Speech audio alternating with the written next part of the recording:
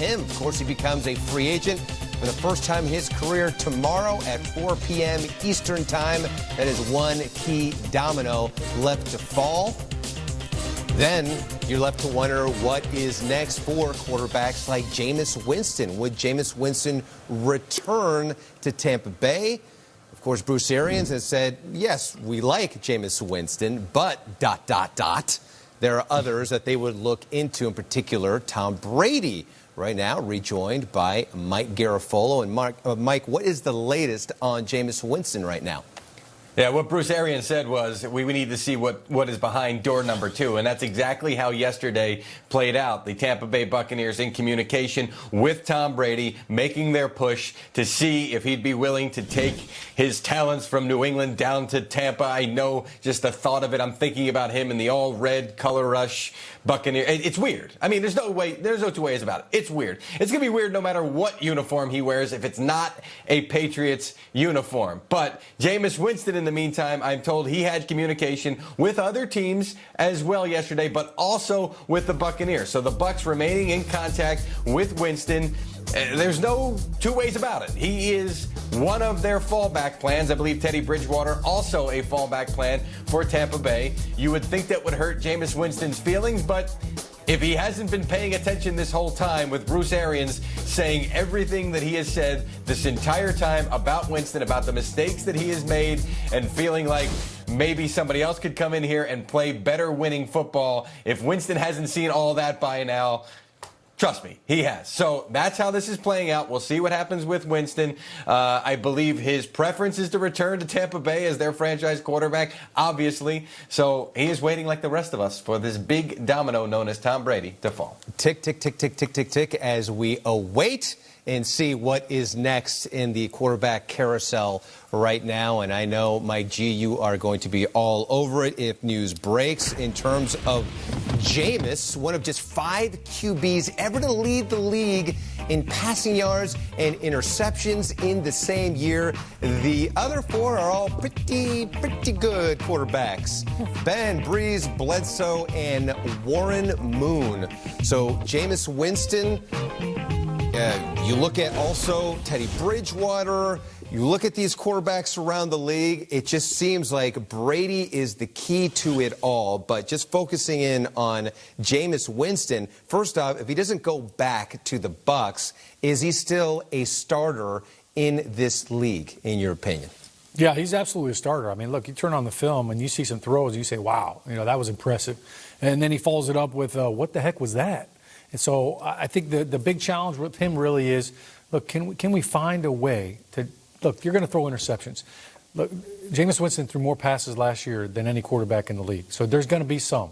But you got to get away from the boneheaded ones. But if Bruce Arians can't do it, though, Shaun, then you start to wonder who can, right? You look at the long list of distinguished quarterbacks. Yeah, B.A. is kind of that guy. Looked over, yeah, right? I mean, you would think that he would be the one that could find a way to do it. That's why I think year 2 together would be crucial for Jameis. And I think, obviously, last year being the first year, there's still a learning curve. Byron Leftwich is a young offensive coordinator. So I think for them to have another chance to partner back, I think that it could be a very dynamic offense. But for Jameis, the big challenge he's going to have is convincing these other teams that I can do that on my own, because he hasn't done it on his own in his history.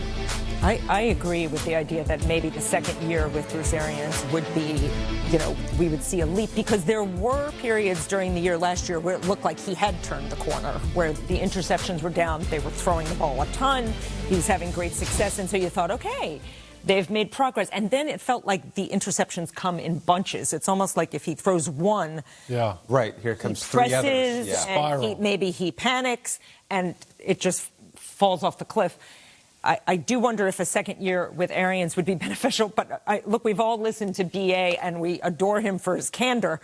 But when he says, things like, we want to see what's behind door number 2, whew, But Okay. It's not a ringing endorsement. But I think that candor, listen, not every player likes every message, but I think they'd rather have candor than the guy out there talking about, he is our guy, and then secretly, you know, God, if only we could get Brady in here. I mean, at least the players I've dealt with over the years, Shaun, you were one, you know, you can speak to it better than I, would want candor as opposed to, you know, deceptiveness. And that is who BA is. I mean, and I think that has worked well with players over the years. I'll tell you one thing that interests me with Jameis, and it sounds flip or it sounds light, and I don't mean it that way.